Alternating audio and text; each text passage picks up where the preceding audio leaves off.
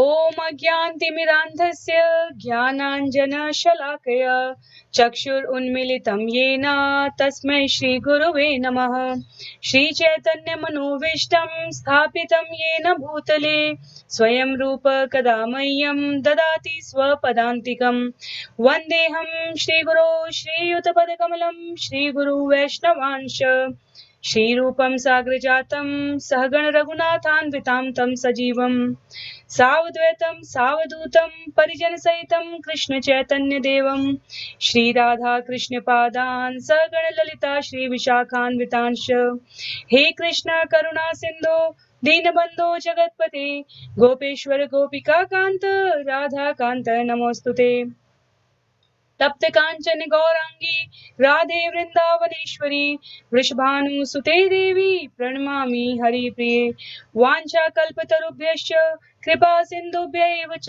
पतितानां पावनेभ्यो वैष्णवेभ्यो नमो नमः। जय श्री कृष्ण चैतन्य प्रभु नित्यानंद श्री अद्वैत गदाधर श्रीवासादि गौर भक्तवृंद। हरे कृष्णा कृष्ण कृष्ण हरे हरे हरे राम राम राम हरे हरे। हरे Krishna Krishna Krishna Hare Hare Hare Ram Ram Ram Hare Hare. Hare Krishna. So we welcome you all on this day 13, chapter 13 in this journey of 18-day 18 chapter, where we are trying to understand the knowledge spoken directly by Krishna in the book known as Gita Upanishad, that is also known as Bhagavad Gita. So we are going to have a quick revision of what we learned in chapter 12. But before going that, the many people may ask and they may inquire, they may have this kind of doubt that when Krishna has established everything in chapter 12, Bhakti Yoga, which is devotional service. So out of all the yogas, devotional service is the best. And when he described in all four sections how the devotees disposition happens, how is the outcome of the devotees who worship in the Lord in different moods and different stages, how what they achieve, everything has been mentioned. Then what is the need of chapter 13 onwards to speak for, right? So many a times first we should know what is the objective to understand this chapter, right? So let's see quickly the we will quickly see the revision as well as the arrangement of shlokas in this chapter, and then we will come through the significance, what is the importance of studying it further now. Okay, so I'll just share the slide quickly. Yeah, so as I said, this book is this entire knowledge is being presented by the in the kind guidance of our Acharya Srila Bhaktivedanta Swami Prabhupada. He is the founder Acharya of International Society for Krishna Consciousness. He has written the book Bhagavad Gita as it is. So it is coming without any kind of adulteration. It's coming pure, it's sinless, and it is faultless. It doesn't have any human interpretation of this is what I think. It has the direct knowledge from the in the disciplic succession from the Lord's mouth, which is known as Bhagavad Gita, the song sung by the God. So we have a quick revision here. Shlok 1 to 7. Arjuna asked Krishna, who is best or better, we can say. The Krishna will confirm in 2 to 7. Param Shrestha, I consider the best. Who is the best? The personalist, not the impersonalist. Why impersonalist is not the perfect? As we have come to know through various incidents in Bhagavad Gita's where Krishna is giving this knowledge to Arjuna, that impersonalist may fall. Impersonalist way of attaining the Lord is very dreadful, it's very tiring, it's full of lot of disturbances, it's full of lot of deviations. So at what stage you may fall down, even you want to know. Chaubari Muni, after thousands and thousands of years, he worshipped the Lord in water, residing in the water, so that he doesn't get distracted being on the land, but he got deviated. Vishwamitra Muni got deviated. So many other examples are there. But the devotees like Haridas, devotees like our Narsi Mehta, for whom, devotees like Arjuna, for whom the Lord himself acquired the position of a charioteer, they don't get deviated because it is very, very obvious to engage the senses. So they train their senses to engage in the worship of the Lord. That is called the personalist way. So Krishna confirms to Arjuna from Shloka 2 to 7 in yesterday's chapter, as we discussed, the personalist way is easy to attain. It is very, very convenient. It goes with the nature of a human, right? We like to be with the like-minded people and personalities, so it goes with that. Then Shloka 8 to 12 was about stages of bhakti. So we took the example, we can take the example of parents who have the children, right? So first of all, they have the children, so they will be serving them constantly. Whatever they do, they will still have the remembrance, the all their activities are inclined and dedicated. So similarly, those who fix their mind upon Krishna, they will just be running mechanically in this material world, but still they will not be in the material world. They will always be on the spiritual platform. That is called the first stage, or the topmost stage. But those who cannot do that, Krishna says at least they should follow the rituals of devotional service. So once they keep on doing the rituals for years, it will become spiritual for them, right? So there we came to know that, okay, anything you want to eat, offer it to Krishna. Anything you want to enjoy, offer it to Krishna. Know the objective, follow all those processes of bhakti yoga. If you can't do that, then do at least whatever job you are doing, at least understand that the part of it, you are not the enjoyer of all your production. This is what Krishna wants through Arjuna all of us to understand. Basically, what is that is you need to understand, we need to understand, the entire salary is not meant for us. It has 10% to someone. Someone means some objective, some purpose. It has 15% for that. Then it is 25% for your saving as well. So this is how it is told in Manu Samhita also. And similarly for Bhakti Yoga, this is the stage where we do some kind of charity, welfare work. Then even if we can't do that, it comes to a lower level where it means that at least to exist as a civilian in the society, to have the social order maintained in the society, we need to be a good citizen. So at least do that, so that slowly you can transcend to the path of the topmost. So these were the various stages. Then Shloka 13 to 20 was very simple thing to say for. It is very easy when it becomes the habit. It is very difficult when it is not in our habit. What was that? It was every means to engage in Krishna's service. So when we hear the shloka, for example, there were a couple of shlokas in 13 to 20 which were meant for the devotees' disposition, how devotees behave, how devotees understand the Lord. So he says, yes mano dvizate loko lokano dvizate chaya harsh amarsh bhayodvega mukto yach sacha me priya. The one who is very steady, very constant, very consistent in benefit, in loss, in life and death, in all those kind of duality, the one who is consistent. This is called the devotees' disposition. They don't deviate. So we will move further. Today's chapter is very interesting chapter, nature, the enjoyer, and consciousness. So this chapter brings the actual truth about how this knowledge should be implemented. So this is the beginning part of that. So for example, we have a machine. We bought a new instrument. We have a manual as well. And we know what we can achieve from this machine if we operate it. So that machine is the manual has the knowledge for that machine, right? So that manual for us has been the chapter 1 to 6. Then what is the result?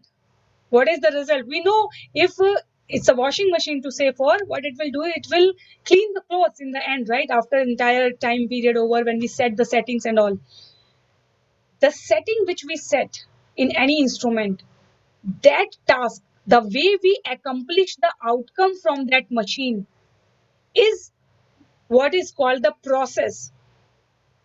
And that process has been defined in chapter 13 to 17. 18 is the conclusion anyway of all 17 chapters.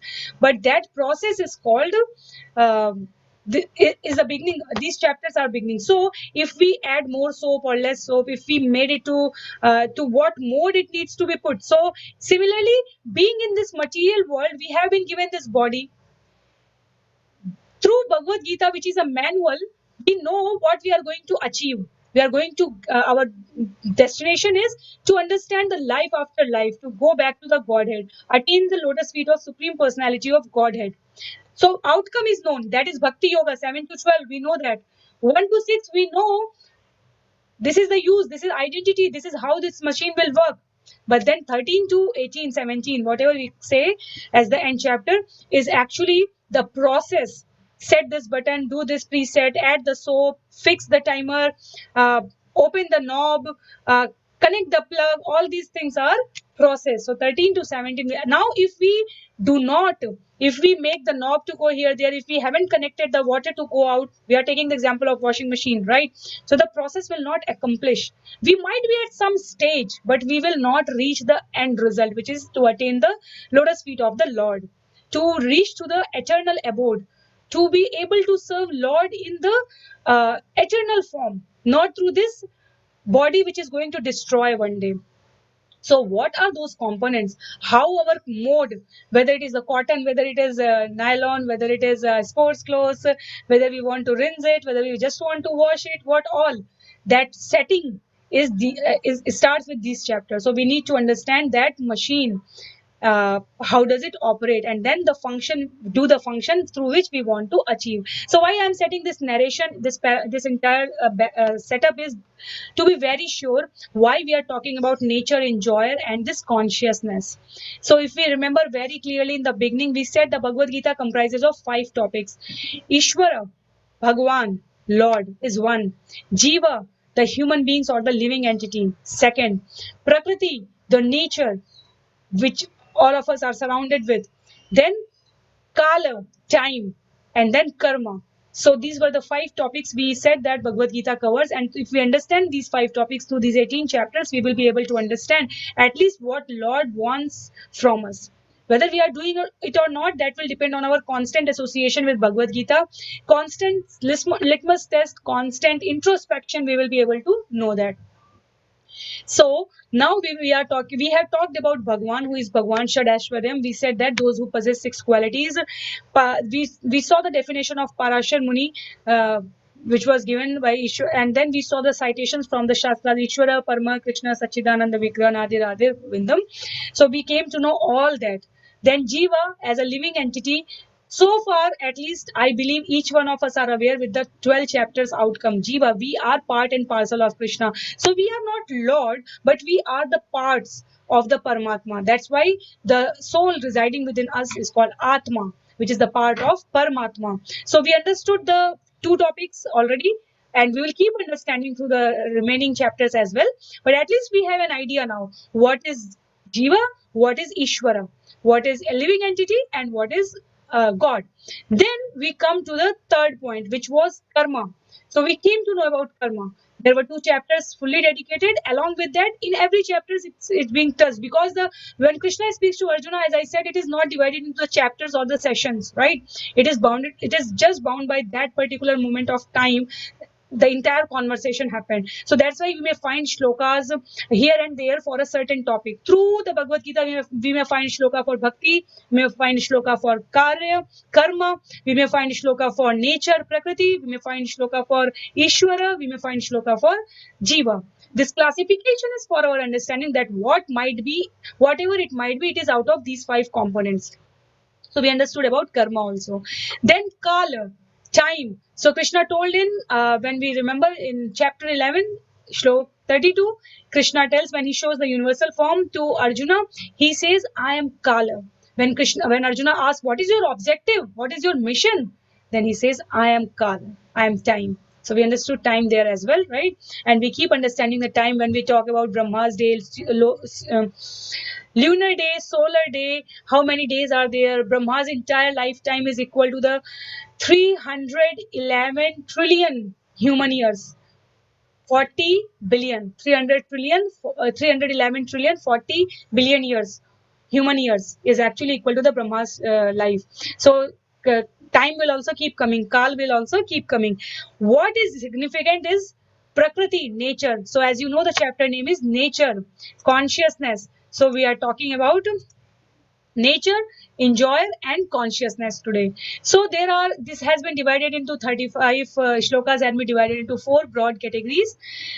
1 to 7, Arjuna is again going to ask wise questions. 8 to 12, Krishna is going to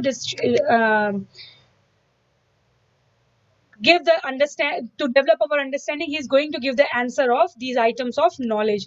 Then 13 to 19 is about specifically about soul and super soul. We will come to know why is that. And then 20 to 35 is who is the enjoyer. So we see the term nature, enjoyer, and consciousness. So consciousness is coming from all the way from 8 to 19, which is item of knowledge. Soul and super soul.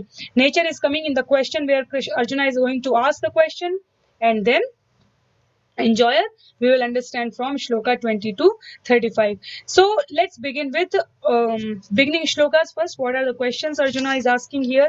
We keep seeing asking question is of great significance. That's why it is said in the material world also, how much a person understands and how much a person is interested in any topic is understood by the question he asks, right?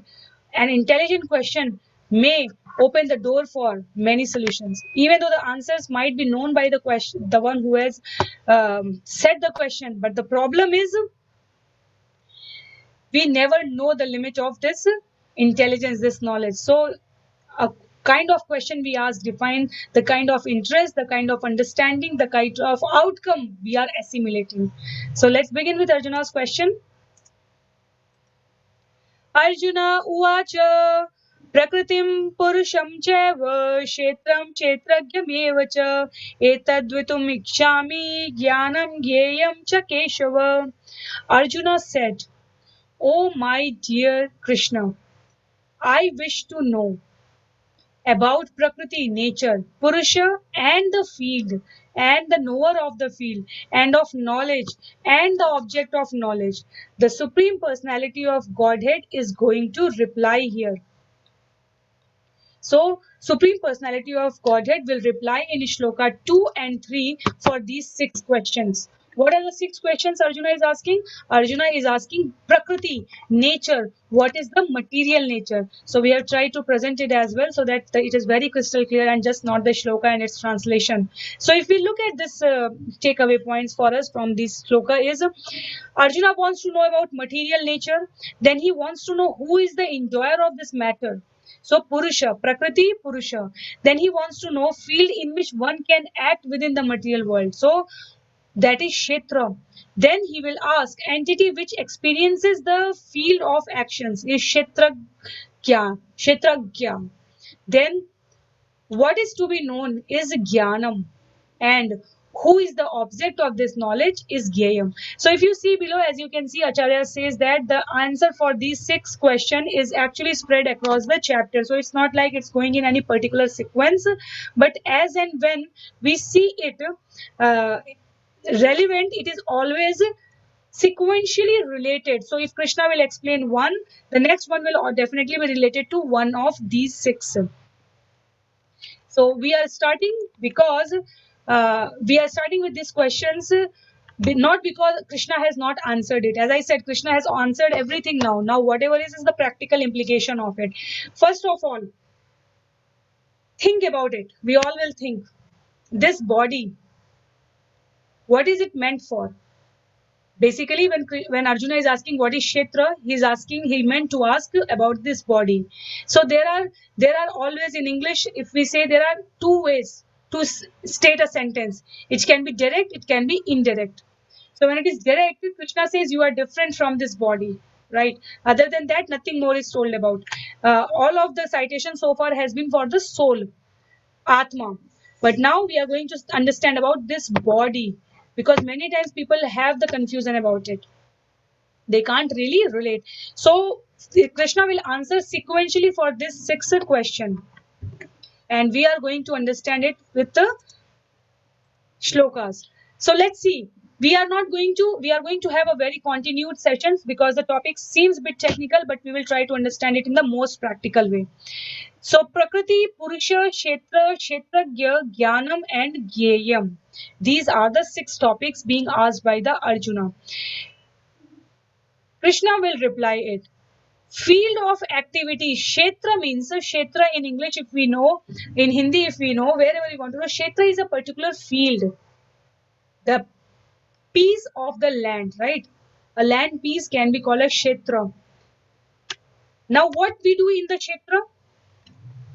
In Kshetra, we sow the seed. We plow it, right? So this body is called Kshetra. So Krishna is answering Arjuna. When you want to know Kshetra, basically you want to know about the body. So let me clarify. This body is called Kshetra. Now, if we sow the seed, meaning what kind of karma we are doing? We are doing the good karma, we are doing the bad karma. So whatever we sow, we will ripen it later. So we will ripen the punya, or based on the punya or papa, we will enjoy or we will suffer. So body is called Kshetra. Kshetragya. The second question says Kshetragya. So think about it. This body has soul and super soul both. If we look at the question and its translation, Krishna says, I am the Kshetragya as well, the knower of the body. There are two Kshetragya, the Lord and the living entities, soul and the super soul. So one Kshetra is this body. Why this body is called Kshetra or land? Because it allows, through this body, we are allowed to do good or bad karma. That depends on our association, that we will understand in the next chapter, or maybe a partial detailed explanation we can get here as well. Kshetragya is the soul and the super soul residing in this body. So super soul is witnessing, soul is desiring. Being in this body, the soul desires. So who is supreme?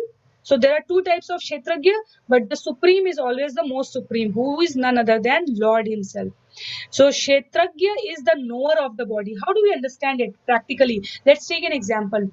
A landlord may have, big acre of lands, big acre of lands. So what he may do is he may give one acre to someone, another acre to someone, another acre to someone, and this way he can distribute it. But then for the land, for this body, the immediate person who is serving it is also Kshetragya, and the ultimate person who owns this land is also Kshetragya. So this is the difference. This is what we are talking about here, Atma and Paramatma. So the immediate server who is serving the land is like us, Atma, right? Is also owner, Kshetragya, knows that land. So Atma, whichever body it enters, it knows that body. But again, Atma is not independent in the sense that it has Paramatma along the side, right? So that freedom in a given range, given limit, is actually controlled by the Lord. So we understood two words here: Kshetra, land, and the owner of that land. So who is the owner? Atma and Paramatma. The third is Jnanam. Arjun is asking Jnanam. He's asking in sequence of question. He's asking at point number 5, but for us it is important to know right after Kshetra and Kshetragya. So what is Jnana? Krishna says in Shloka 13.3. What Krishna is saying? Krishna is saying, Kshetragyam chapi mam vidhi sarva kshetreshu bharata kshetra kshetragya jnanam yat jnanam matam param. So, perfect knowledge of the constitution of the body, the constitution of the individual soul, and the constitution of the super soul is known in terms of Vedic literature as jnana. So, this is called jnana. Krishna confirms here. What is knowledge? To know about body, to know about body, to know about soul, to know about the super soul. These three together, the process, the mode by which we will know is comes along jnana. But first of all, the objectively what is jnana is to know this difference clearly. So this is jnana. Now, in shloka, going further into various shloka, Krishna will talk about object of knowledge is soul, or the object of knowledge is the super soul. So if we see the sixth, what is gyayam, the object of this knowledge? So I have presented it before.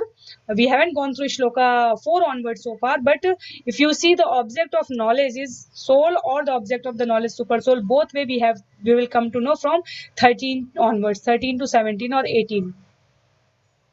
So, okay, yeah. So I will take a quick backside for understanding that how this Kshetragya, the Atma piece, works along to understand the Jnanam, to understand or develop the process of Jnanam.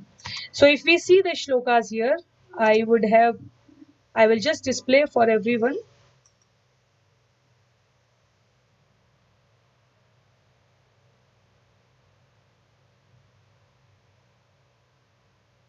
Okay. So it says here, अमानित्वम् अदम्भित्वम् अहिंसा शान्तिरार्जवम् आचार्योपासनं शौचं स्थैर्यम् विनिग्रहम् इन्द्रियार्थेषु वैराग्यम् अहङ्कारम् एव च जन्म मृत्यु जरा व्याधि Dukkha doshanudarshanam. So what Krishna is saying? Krishna is saying to know about what is jnana, what is knowledge. Let me list it down. There are these qualities after knowing which I can say all these I declare to be knowledge. And beside this, whatever there may be is ignorance. So humility.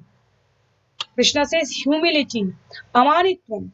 It starts with amanitvam, humility, pridelessness, non-violence, tolerance, simplicity, ever-mindedness amid pleasant and unpleasant events. So what is that? Ever-mindedness. Do not get bewildered.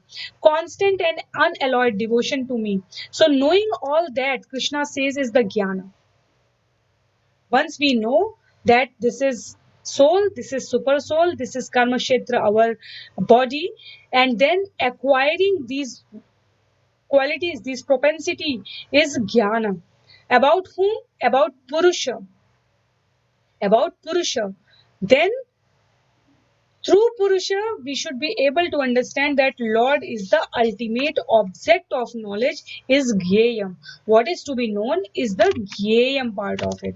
So coming back to our 6 questions, we have gone through what is Kshetra, what is Kshetragya, then what is nature, what is this material world. But in between that, we will need to know what is Jnanam, that is knowledge and the process of acquiring knowledge. Knowledge and the process of acquiring knowledge is our Jnanam. So that's why I said to attain these qualities, these nature is our knowledge. Think about it. If we pay a bit attention, what should we know? When we were understanding from Shloka 11 to 30 in chapter 2, that was the knowledge about soul. When we were understanding about Shloka 7.1 to 7.7, that was the knowledge about super soul. So this way, being in the material world, having the material nature, we may still be able to distinguish the soul and super soul. That is the real knowledge for us. So I am going to share the what is the knowledge for all of us. Shlok 13, which says, Geyam yatat pravakshyami yat gyatva ashnute anadimat param brahma na sattana saduchyate. What Krishna is saying? To know that this soul is beginningless, to know that under my shelter it works, and to know that beyond material cause and effect I do exist. What will happen is you will become blissful. You will know everything. You will become blissful. This is what Krishna confirms to Arjuna. So for us, as I said, rather than going to the shlokas, which might be a bit bewildering, we will be focusing on what is our takeaway today. I will quickly go to that page where we have the takeaways listed down.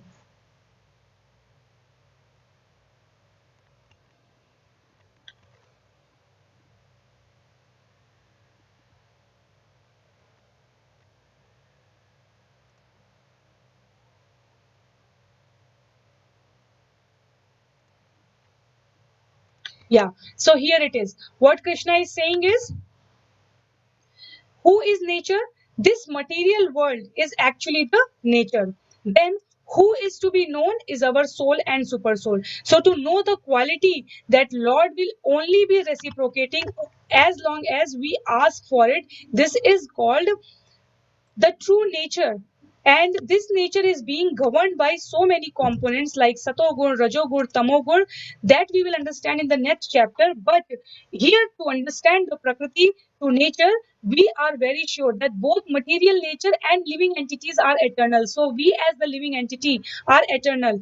This material nature which God, if we see in the picture, it is very clear. It comes through the Lord's external energy, external potency. But then factual Purusha is the Lord himself. So the nature actually having three modes. If we remember, we said the mode of goodness, mode of passion, mode of ignorance, satogun, rajogun, and tamogun. That helps us to do act in a certain way through which we are able to attain the understanding of the super soul is called the jnana. And when jiva is in this material world, in shloka 21, if we see, jiva is in this material world, what do they think?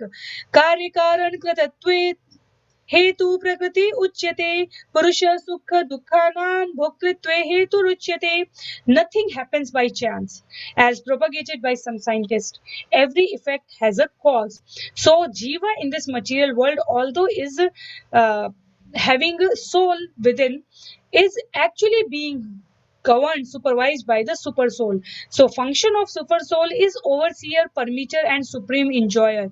But at the same time, our consciousness being in the material nature helps us to distinguish that yes, I am not this I am not this object of this entire sense gratification. This all is meant for Lord himself. So how do we know that? If we all remember what was the discussion we had in shloka chapter 6, there are three doers: the soul desires, the super soul sanctions, and the material nature carries it out. So prakriti, the nature, this material nature carries out the action to suit the desires desired by soul, because under free will the soul can desire.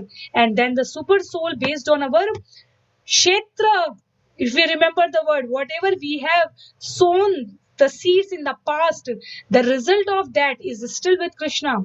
So we are entitled to get back what we had sown. So that's why we hear that many a times, oh, I did a lot of hard work for this task, for this project, for this particular mission, but I did not get it what I expected, what I desired. So Krishna confirms here that it gets sanctions or it gets rejected through me only. The prakriti, the nature will help you to attain it. If it is essential for us, you will know it. If it is not essential for you, you will not get it. So this knowledge, the item of knowledge which we were talking about, is about these three components: soul, super soul, and material nature. Then when we move further, the shloka 27 basically, it says, यावत् संजायते किंचित सत्वम स्थावर जंगमम क्षेत्र क्षेत्रज्ञ संयोगात विद्धि तद्विद्धि भरतर्षभ. So it is being confirmed that the true seer, who can distinguish between spirit and matter in all circumstances, is actually residing within our heart. And we need to find that true seer. Who is that? That is super soul, that is actually visible through soul also. And that's why it is said the soul does nothing, nor does it mix with the body, but it does, however, illuminate the body with consciousness. So I believe none of us are getting too confused. It is just the example of that equipment, that instrument. Kshetra means the body. Whatever we do through this body, using our free will, knowing in our heart that this body has soul and the super soul known as Kshetragya, the knower. This knowledge of Kshetra and Kshetragya, the body and the two, soul and super soul, and how to act upon, how to act through this body, is knowledge. So Kshetra, Kshetragya, Jnanam. Then Prakriti is the material nature, that process, that setup, that environment where we actually work, is the nature. Then consciousness, the Jnanam. Consciousness is to know about it, Jnanam. And then the sixth topic, fifth and sixth, Purusham and Gyeyam. So to Purusham is, we are also Purush, but the Lord is the Purna Purushottam. He said, Om Purnamidam Purnamadam Purnat Purnam Udachyate. So Lord is the supreme knower, that we need to know. and Lord is the Purusha. And to know this, Gyayam, he is the object of knowledge, is the sixth question. So I said this is the indirect sense the Arjuna asking the question. Basically he is trying to emphasize the importance of how do we act through this body being in the material nature. The significance, basically all four components, Acharya says that Kshetra, Kshetragya, Purush and Gyaya. These four were anyway known to Krishna, but to establish the importance of Jnanam and the Prakriti. So Jnanam about the four and acting in the Prakriti, in the nature, through this Jnanam, this consciousness is what Krishna is highlighting to Arjuna based on his questions here. So we should move further. We should know more about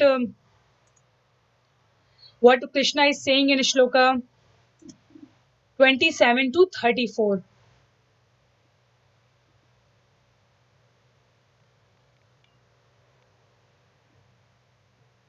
Yeah.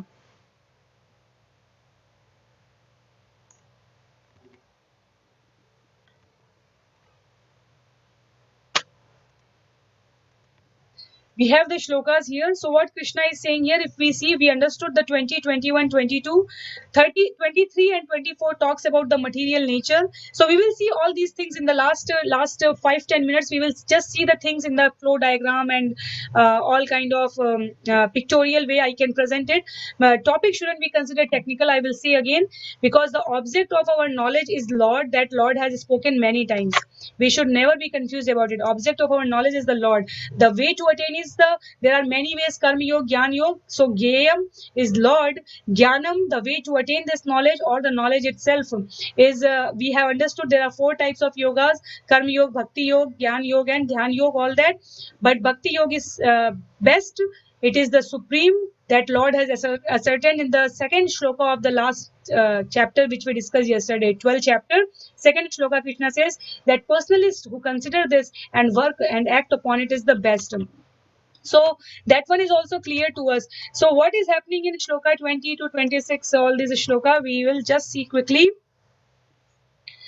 ध्यानेनात्मनि पश्यन्ति केचिदात्मनमात्मना अन्ये सांख्येन योगेन कर्मयोगेन Chapora.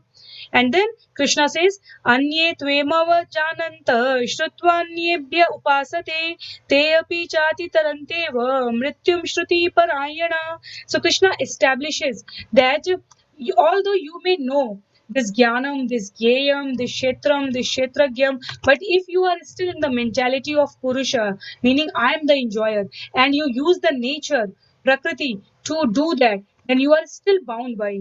You are not relieved. This is what is important for all of us to know. So I am presenting this one as a summary of this shloka.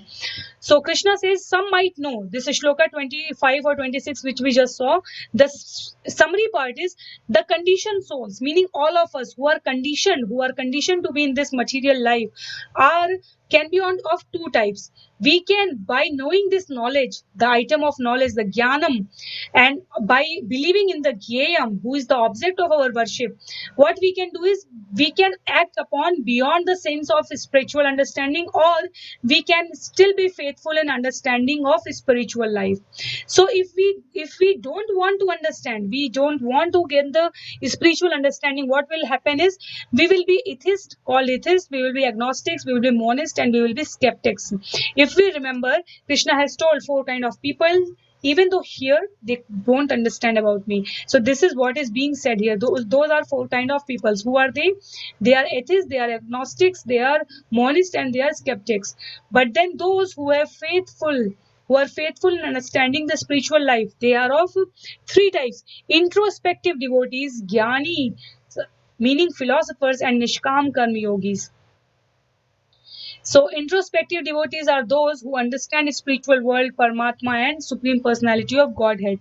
Jnanis, philosophers, are those who understand the Lord through Sankhya, analyze those 24 elements, place soul as the 25th element, then understand this as POG, meaning Supreme Personality of Godhead, which is again coming to the first one, introspective devotees.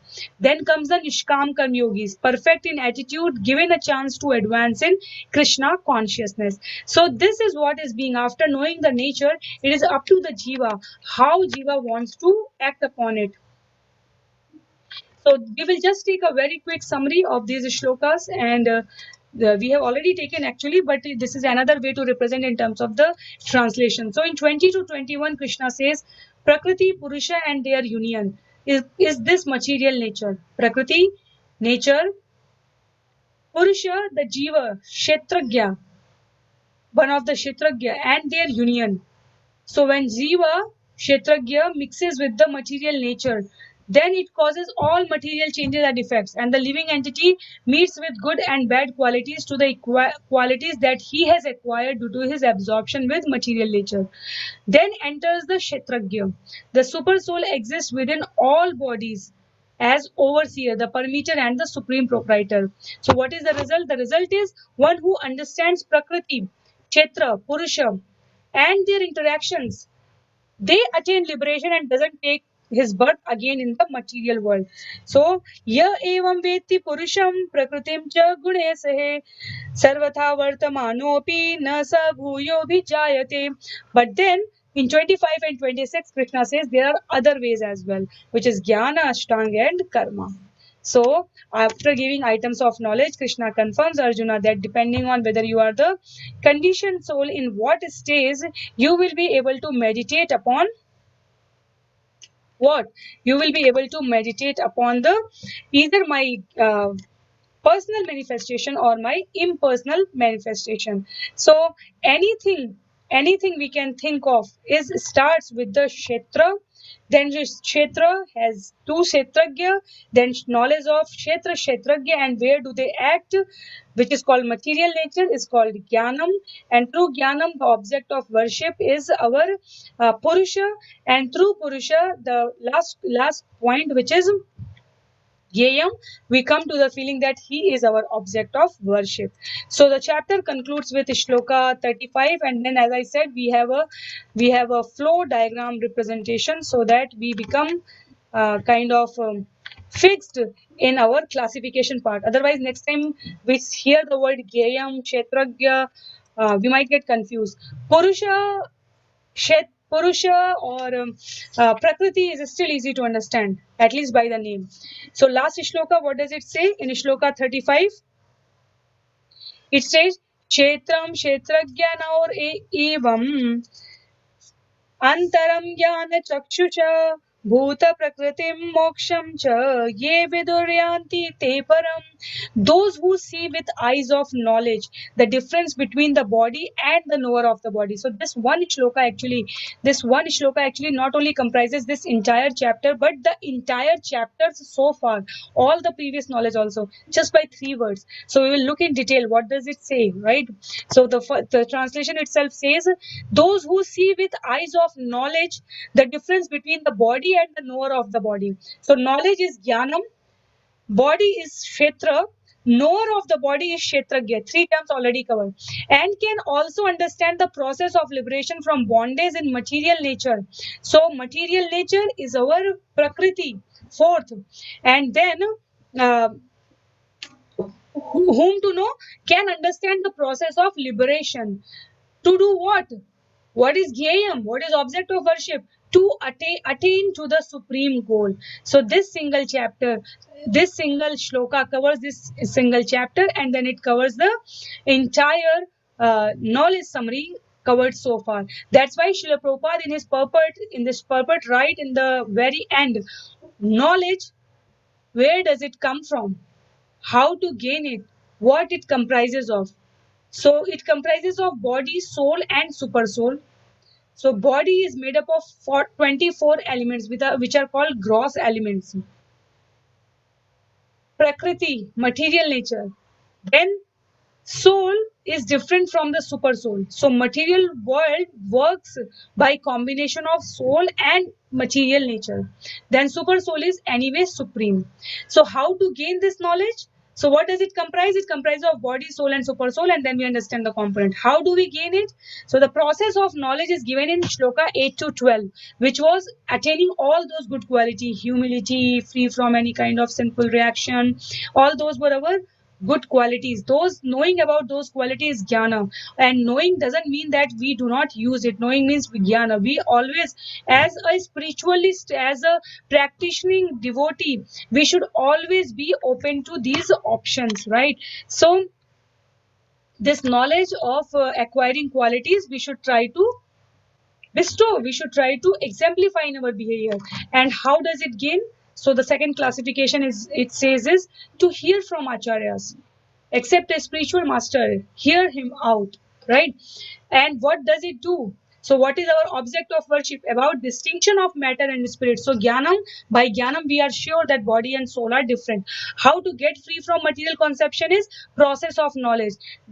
Understand it and then act upon it. And then example comes Arjuna hearing from Krishna. So these shlokas have been arranged, as I said, here and there in the entire chapter, but the 6 objects, the 6 points are very clear, out of which the 6th itself is the object of worship.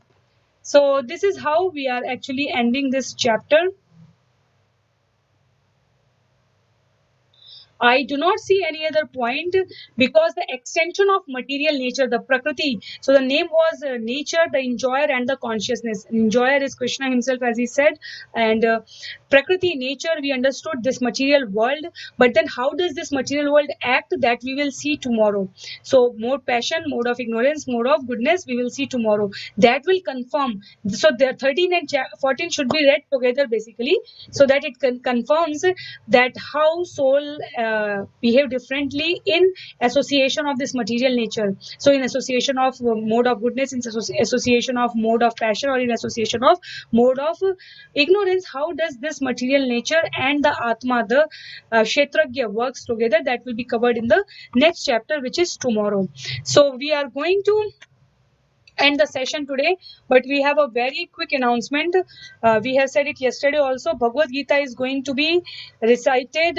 Bhagavad Gita will be recited all 700 shlokas, 18 chapter on coming Ekadashi, which is on Saturday 16th. So India timing, it is going to be 9:30 a.m. Singapore timing, it is going to be afternoon 12 p.m. and we will begin the entire chapter. We will display the slides here for just the shlokas continuously. We will begin from chapter 1 all the way to the chapter 18. So we will end the session here actually. Those who are writing for the PDF, the PDF will be available in the WhatsApp group. So those who wants to join, they can join the description. In the description, the WhatsApp group link is given.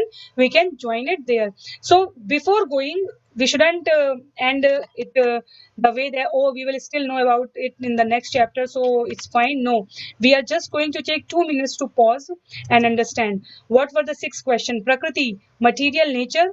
Purusha, the enjoyer of the matter. Kshetra, the field in which one can act within the material world. Then Kshetragyanam, Kshetragyam is an entity which experiences the field of actions, and Jnanam is to know, knowledge and process of acquiring the knowledge, and Gyayam is who is the object of this knowledge. So these are the questions asked by Arjuna, and then Krishna will clarify it in subsequent shlokas, which has been summarized in last slide. So I will just present that once again.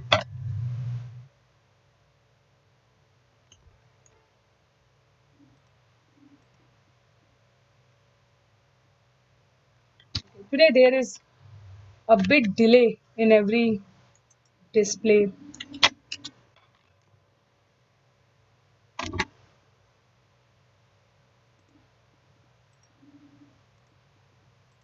Yeah.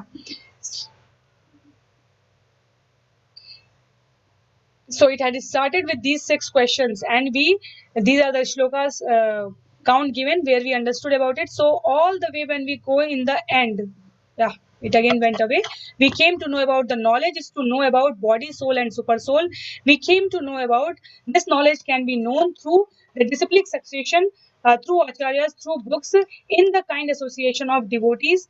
The process of knowledge is in the end to know about the Lord by acquiring those qualities to which Krishna said it is the knowledge, the humility, the kind of fearlessness, the kind of engage your mind and senses upon me. Those components, Krishna says, I call it as the knowledge. And then the material nature is this material nature which is comprising of this body itself. It works in the combination of soul and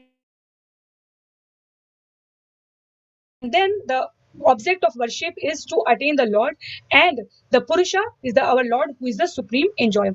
So this is how we are ending, and I hope and wish, if you want to understand more about the material nature, we can do that tomorrow when we understand the mode of goodness, passion, and ignorance. That how come a human being like me, I can be very happy, very doing all kind of good karma, but at certain occasions, due to some reaction, some combination of events and incidents, I may turn into the mode of passion or even mode of ignorance. So how the material nature impacts our behavior, how the child born out of the same mother, same womb, behave differently. The siblings are different in nature, their destination is different. All that will be discussed in tomorrow's chapter, which is modes of nature, material nature. So with that, we will end today's session. I will humbly pray that please, those who want to read in detail, there has been great examples given by Srila Prabhupada in the purports, and the book name is Bhagavad Gita as it is.